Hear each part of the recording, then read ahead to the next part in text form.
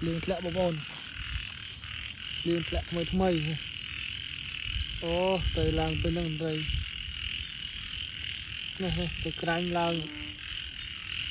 mình làm cái hình dung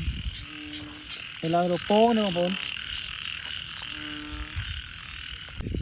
tụ tụ tụ làng pan này ô tụ làng bán đấy nè tụ làng mà kia làng rồi làng từ đầu pôn đây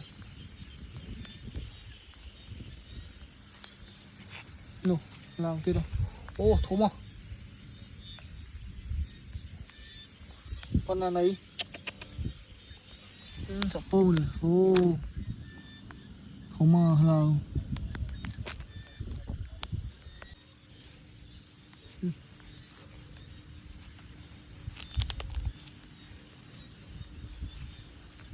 con này to không? Thú mà loài lỗ đâu thú mà thú mà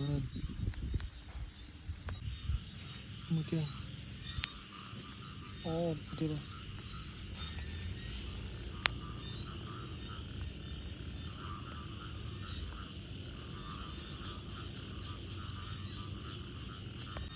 đâu rồi canh thú mà đâu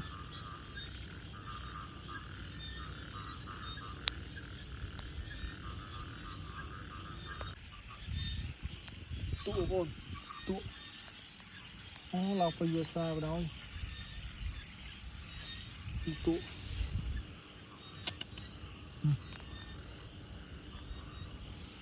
lang cắt về xa tụ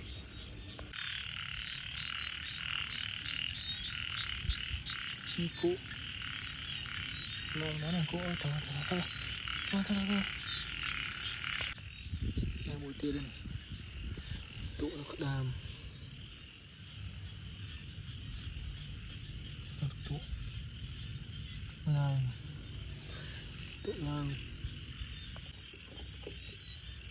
vô sao cái nào mùi tia này mùi tia thành cục nào